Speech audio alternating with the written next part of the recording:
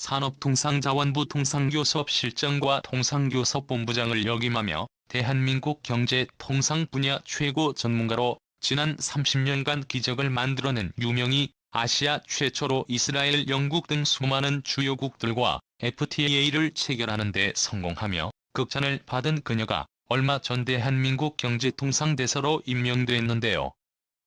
이번에 또 한 번 한국에 대박을 안겨주었습니다. 포괄적 점진적 환태평양 동반자 협정 CPTPP라고 하죠.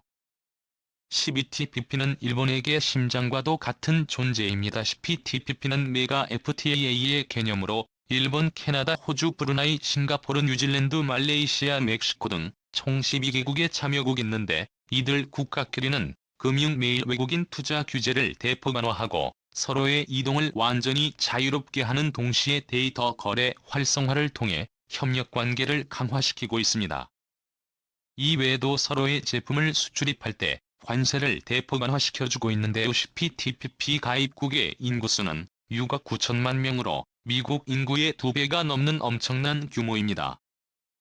트럼프 시절 미국의 CPTPP를 탈퇴하면서 현재는 일본이 해 CPTPP의 주도권을 꽉 쥐고 있는데요. CPTPP를 주도하면서 일본은 사실상 엄청난 혜택들을 누리고 있습니다.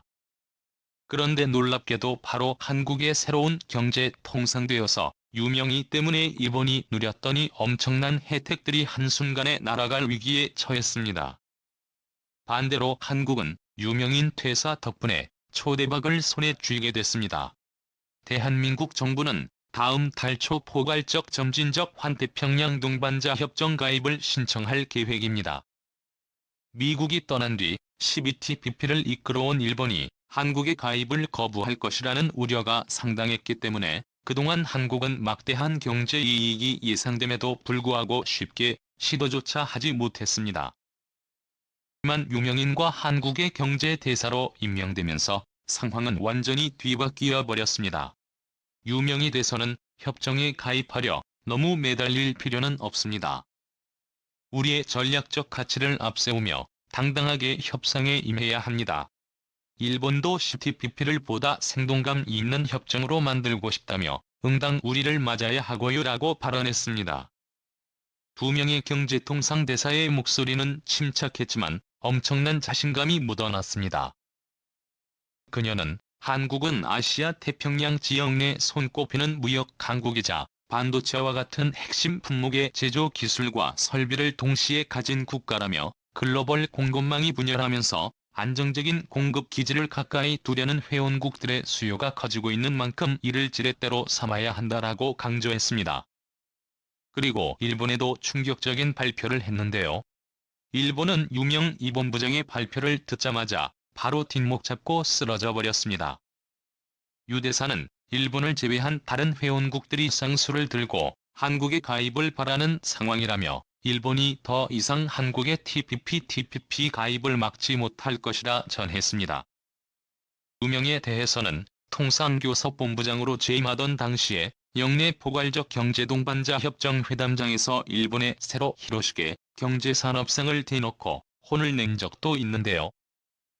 그는 당시 회담장에서 각국이 RCEP처럼 다자간 무역협정을 체결하기 위해 노력하는 것은 국가 간 공급망을 안정시키기 위함인데 정작 일본은 수출 규제로 공급망을 훼손하고 있다고 강하게 지적했다라고 회고했습니다. 유 대사는 의장국으로서 CPTPP의 역량을 높여야 할 일본이 정치적 문제로 한국의 가입을 반대한다며 한국뿐만 아니라 다른 회원국들의 비판을 감내해야 할 것이라고 일본을 향해 선전포고를 했습니다. 한일 관계의 정치적인 이유로 경제부문도 한국과 거리를 두고 있는 일본의 태도가 바뀌어야 한다고 강조했습니다.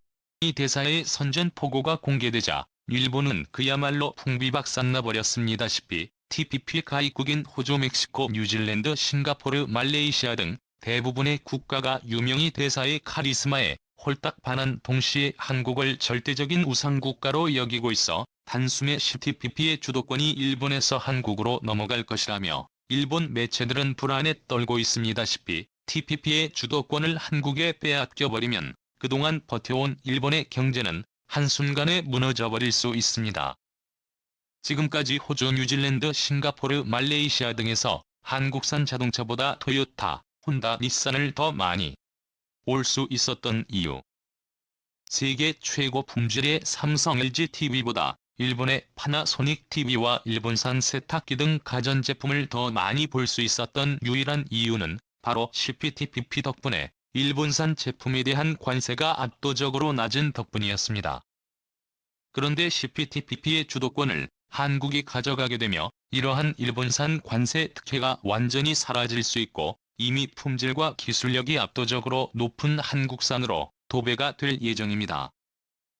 때문에 결사코 한국의 CPTPP를 반대해오던 일본이지만 이제는 일본을 제외한 모든 CPTPP 회원국들이 한국을 무조건 가입시켜야 한다며 아시아에서 최강국으로 급부상하고 있는 한국에 열광하고 있다 보니 일본이 더 이상 막지 못할 것이라는 사실에 유명 대사가 자신감을 가질 수 있는 이유입니다.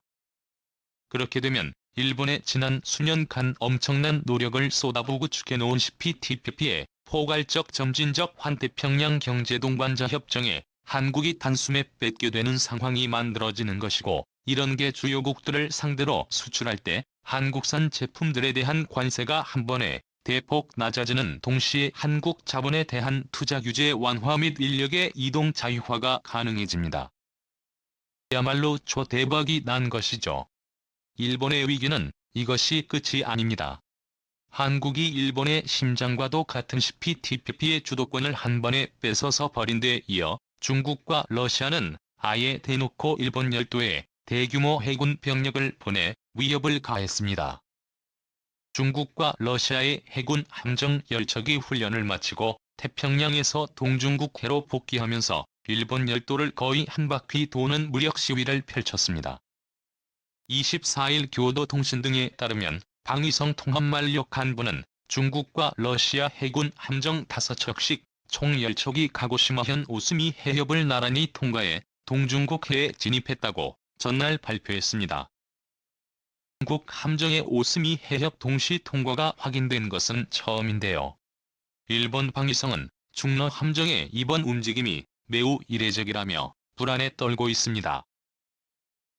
일본이 한국의 독도와 중국의 쩌위다오섬을 모형으로 해 모의 군사작전을 펼치며 한국과 중국의 자위대를 보내 위협을 가할 수도 있다는 충격적인 제스처를 내비치자 화가 제대로 난 중국과 러시아가 일본에 선전포고를 한 것이라 전문가들은 해석하고 있는데요. 러시아의 쿠릴 열도와 한국의 독도를 탐내던 일본이 이제는 센카쿠 열도를 중국에 빼앗길 위기에 처했습니다. 뿐만 아니라 최근 오키나와현 요원들과 교수 그리고 시민들까지 동참한 대규모 후쿠시마 독립운동이 펼쳐지기 시작했고 놀랍게도 이들은 독립 후 오키나와가 한국령으로 포함돼야 한다고 외치고 있습니다.